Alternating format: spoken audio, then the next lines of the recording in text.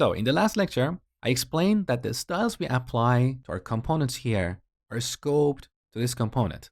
So they will not leak outside the template for this component. But how does that work? Well, before we get there, we need to look at the concept of shadow DOM.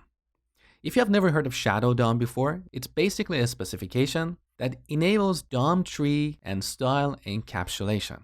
Simply put, it allows us to apply scoped styles to elements without bleeding out to the outer world.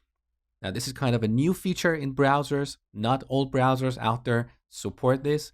In fact, as far as I know, it's only supported in Safari 10 and higher, or Chrome 53 or higher.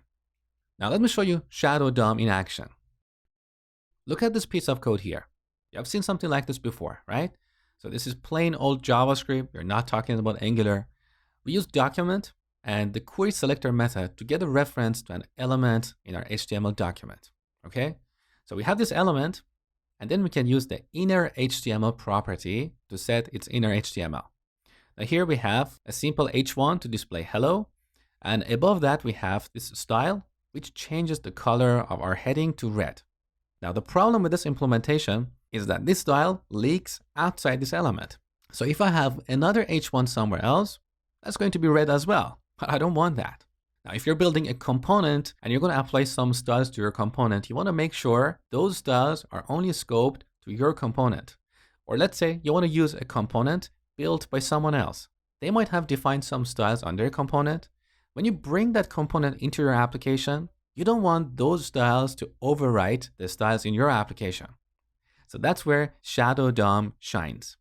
We can change this code and use Shadow DOM with only one extra line of code.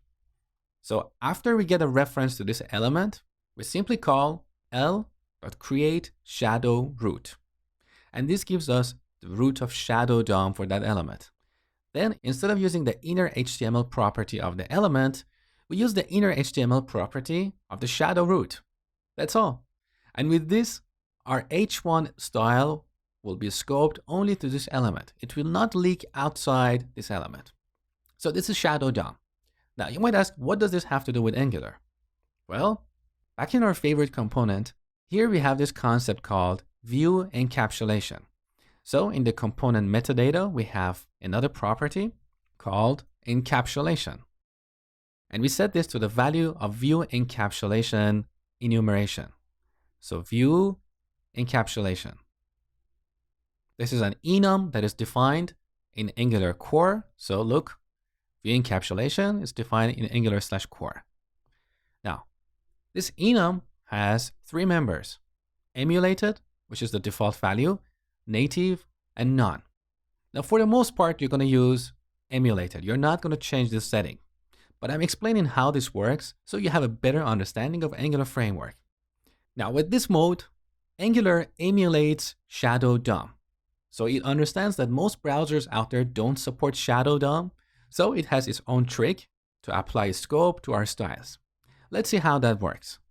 So back in the browser, here's our red icon. Let's inspect this.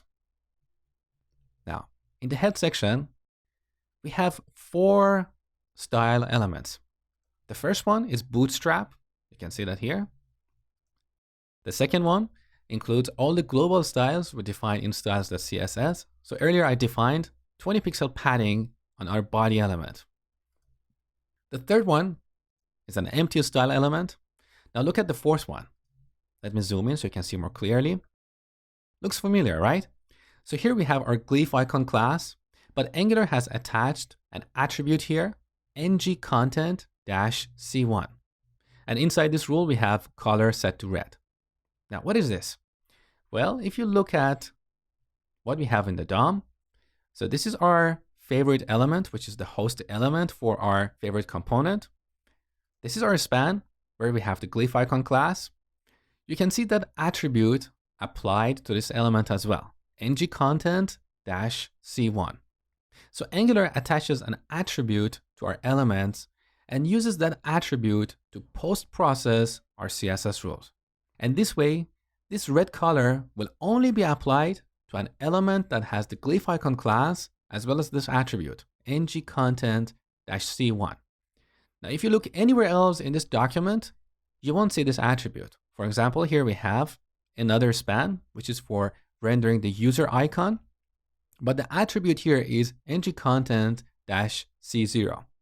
Now, you don't ever have to worry about these attributes. They're generated automatically at runtime. We're not going to code against them. They're purely for Angular to do its job. And this is the emulated view encapsulation, which is the default encapsulation mode. So Angular tries to emulate the concept of shadow DOM.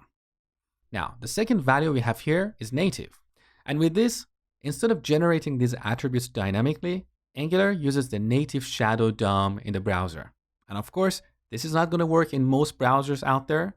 It's only supported by Chrome version 53 or higher and Safari version 10 or higher. But let's see how this works. So save. Back in the browser. First, you can see our red icon, our red favorite icon disappeared. I will explain why this happened later. So for now, let's just right-click it and inspect it. Now, once again, look at the head section. So we have 3 style tags. The first one is Bootstrap. The second one is the global styles. The third one is the empty one. We don't have the fourth style element where we had our post-process CSS rule. Now, if you scroll down, here's our favorite icon. Look, under that, we have this shadow root. If you don't see this, you need to go to the settings of Chrome Developer Tools. Scroll down. Under Elements, make sure to tick Show User Agent Shadow DOM. Okay? Now, under Shadow Root, we have this style element, and our glyph icon class is applied here. So it doesn't have that additional attribute. Now, why did our icon disappear? Because the only styles applied to this element is the red color. So none of the styles defined in Bootstrap are applied to this element. And that's why we don't see the actual icon. Now, if you want to really bring Bootstrap stuff here, you need to do something like this. So we go to favorite.component.css. On the top, we're going to import Bootstrap. We can simply go to styles.css and copy this import statement into our favorite.component.css file. Now back in the browser, now we have our red star icon. Let's inspect this. So here's our favorite element. Under that, we have shadow root. Look at this style element. We've got Bootstrap here. So all the styles defined in Bootstrap ended up under this element. And as you can imagine, this is going to create performance problems down the road. So you shouldn't really do what I showed you. I just wanted to explain why our icon disappeared. It was because of the scope that is applied to this element as a result of using shadow DOM. So back here, I'm going to remove this line. Now let's go to our favorite component. So this was native view encapsulation, which uses shadow DOM in the browser. And finally, we have none, which basically means here we're not going to have view encapsulation. So the styles defined here will leak outside this template. In other words, when we go back to the browser, both our icons are going to be red. Let's see. There you go. So obviously, you don't want to use this. So here's the lesson. The default view encapsulation is emulated, which emulates the shadow DOM, and it works by attaching additional attributes to our CSS rules. Now, for 99.9% of the cases, you don't want to change this. I just explained what this is all about. So if you read some documents on the web and you come across the term view encapsulation, you know what's happening under the hood. So don't even bother with this property.